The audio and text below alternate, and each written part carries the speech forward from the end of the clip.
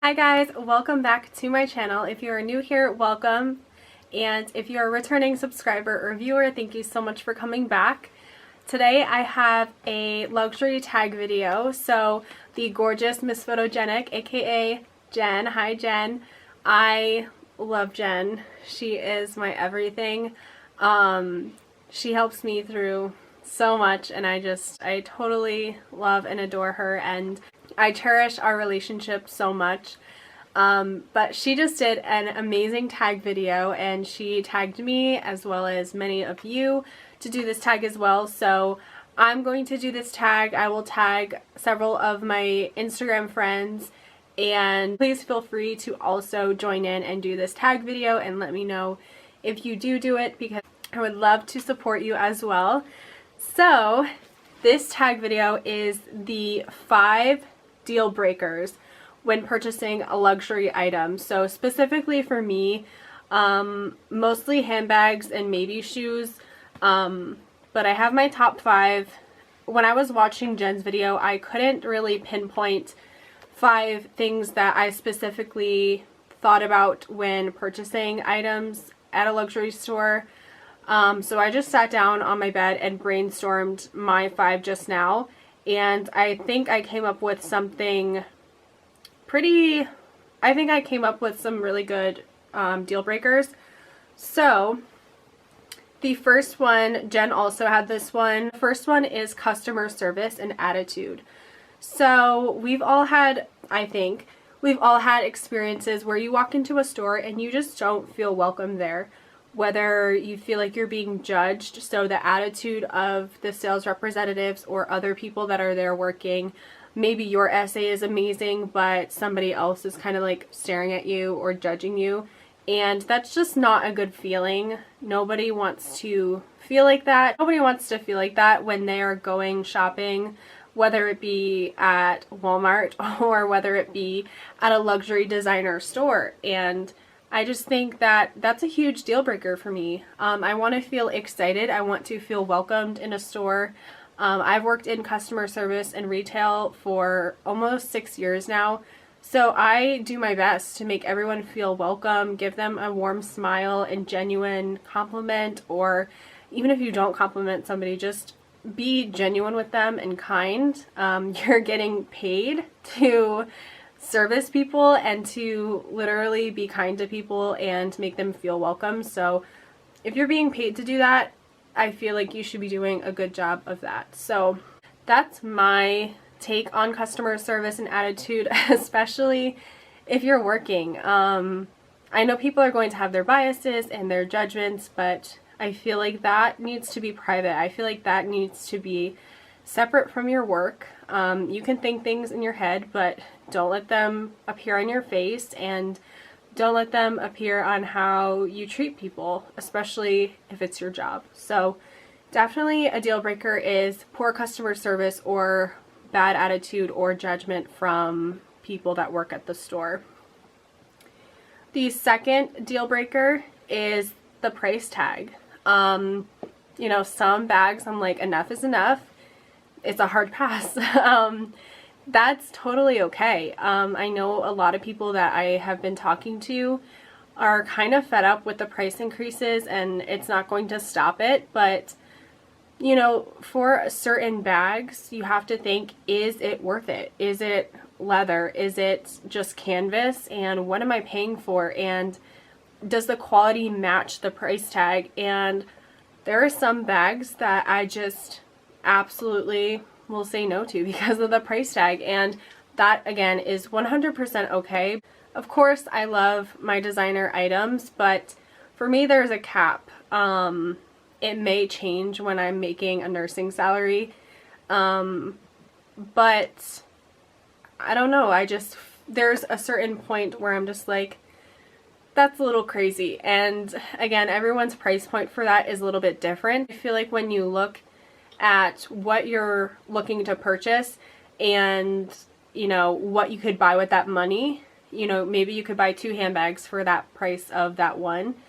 But if you love that one handbag so much and you'll use it and that'll be like a go-to forever bag for you, maybe it's worth it. But I haven't had a bag yet that I'm like, I cannot live without it, and it has a super, super, super high price tag. So to me, like, I love the Chanel Mini, but for what its resale value is right now, it's $1,000 over retail, and I'm just not looking to pay that. So that is totally fine. Do I like the bag? Yes. Do I love it enough to spend $5,000 on it? No. I know there's tons of bags that I would use more than that one, and I paid less for them. So it just really comes down to what you're going to use. Is it worth it to you? But some bags, the price tag is just not worth it for me. Number 3 is the condition of the bag. If it's not perfect, it's not coming home with me.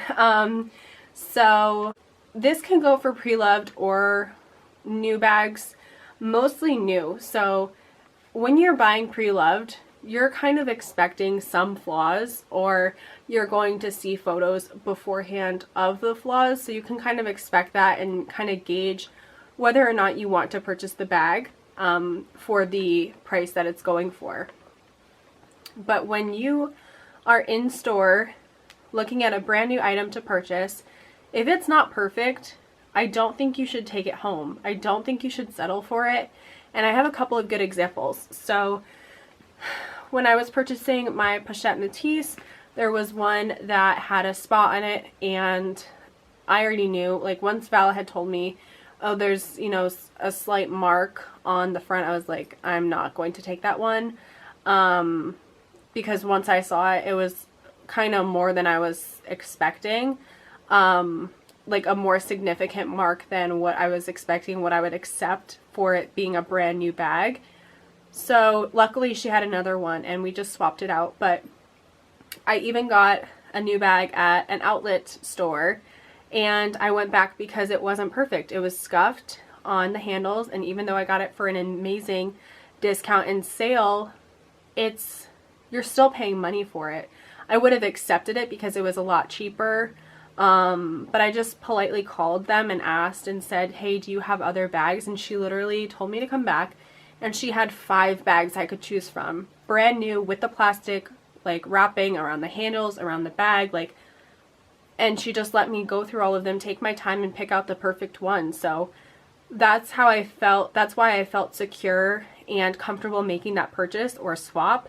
Because if it's not perfect, why are you going to pay money you worked hard for, whether it's $50 or $5,000? I don't care.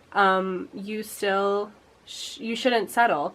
And even when I called about that bag, I was like, am I just being dramatic? Am I being like, is that crazy? I know I got it for an amazing discount and sale. And she's like, no, like, I want you to be happy. It's not crazy. It's not too much. And she was very respectful. And I got treated better there than other places I've been to and paid thousands at. So it's amazing how different people can be. And even within the same facility, you can get treated different depending on your SA, depending on who's working. So, you know, I just think that if the bag is not perfect, don't take it home. Don't settle. You know, I see people with like stitches that are popped and they're like, you know, should I return it or keep it? Just exchange it. Exchange it. Wait for it. If you have to wait for something, do it. I ran into another problem where my reverse card holder, there was some stuff wrong with that one. So Val placed a new order for a new one for me and replaced it. So again, you're paying, whether it's $200 or $2,000, it's your money, and you want to be happy, and you're going to carry that item, and if you want to resell it in the future, it needs to be perfect. You know, if I scuff the bag or if I get water on my bag, then that's my fault, but it shouldn't be already damaged when you pick it up from the store. So that is a huge deal breaker for me. The 4th deal breaker is that it does not make my heart sing.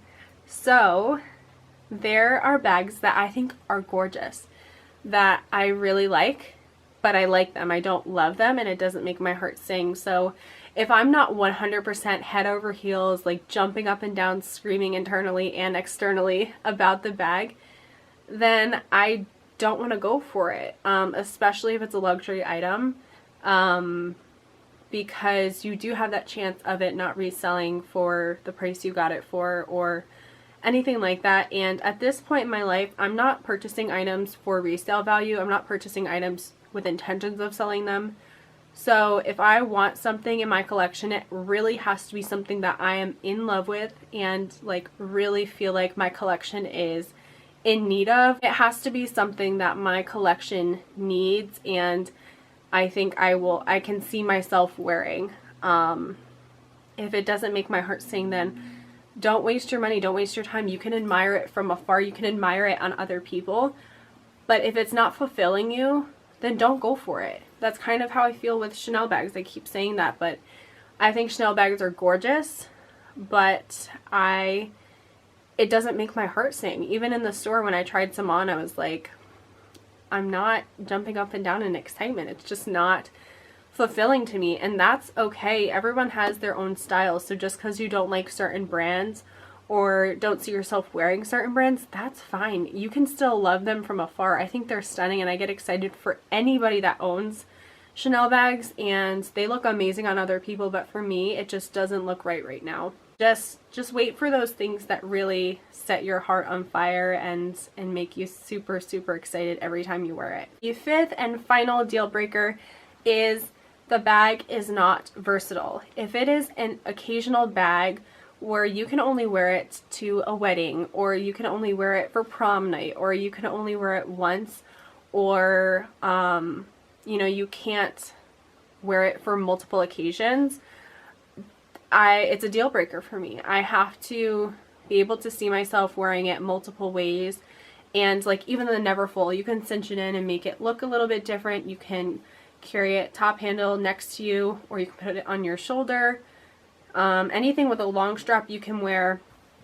If it has a top handle, you can carry it top handle, crossbody, and shoulder bag. Bags just have to be versatile and user friendly. I try not to buy things for occasions anymore. You know, I did that throughout high school. Like if you had an award ceremony and you needed a dress, you go out and buy a nice dress, and then you wear it one night and then it sits in your closet and you can't get that money back. Or you buy a pair of heels and you wear it once and again you can't get that money back. Biggest example of that is like prom. You spend probably $1,000 on prom and everything just sits in your closet and you don't know what to do with it and no one wants it. So yeah, I just think that buying things that are versatile and user friendly and not for just a special occasion is so important. Another example is like occasions like traveling. Okay, I travel, but I can use my Neverfull as a travel bag, but I can also use it daily. I can use it when I commute to and from school. So it's not just like you can only use it when you're going on vacation. So really just, I don't know, versatility is so important to me. Those are my 5 deal breakers, and I hope you guys enjoyed this video. Let me know if any of you have the same deal breakers or what you think of what I chose, and if you agree or disagree. And I will talk to you guys very soon. Don't forget to comment and subscribe. Bye.